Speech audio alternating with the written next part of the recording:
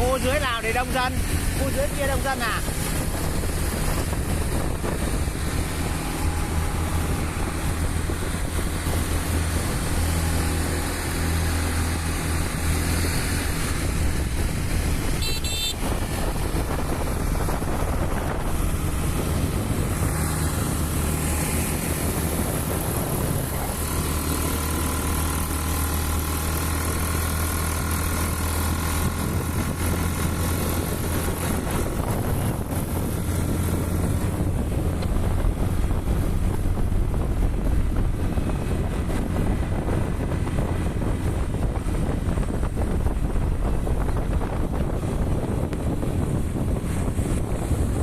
Đi một vòng nữa đi.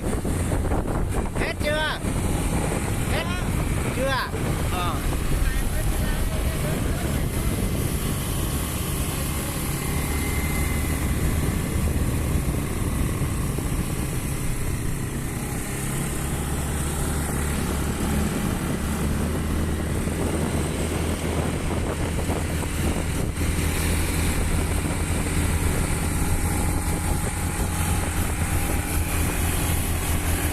Dân nó xây đông đấy nha.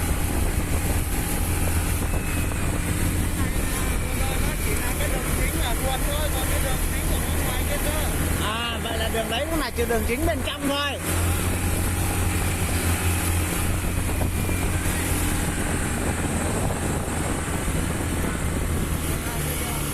À.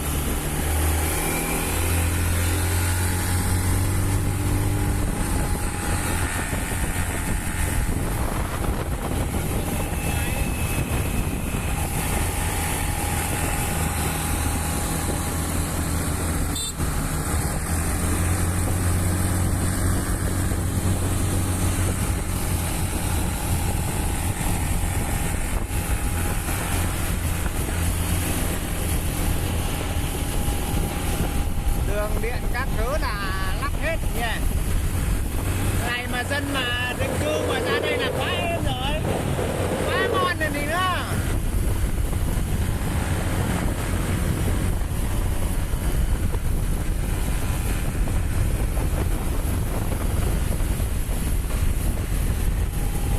Tự nhiên đang ở trong rừng rú mà ra đây là định cư, đây là quá êm rồi.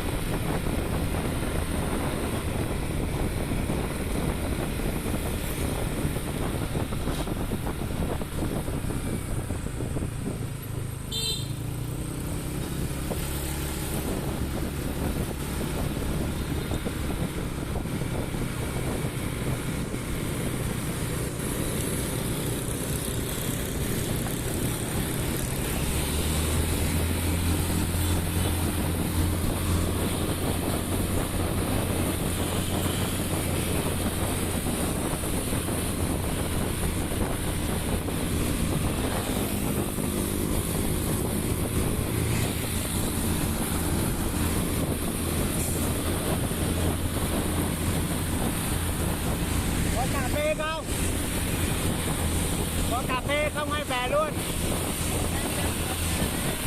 Về Tam Phước nhá. Thế chạy nhanh về Tam Phước đây.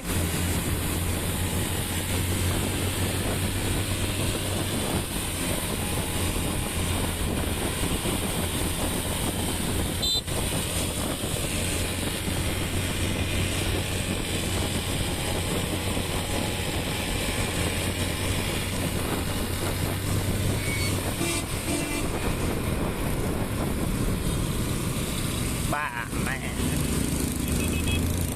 con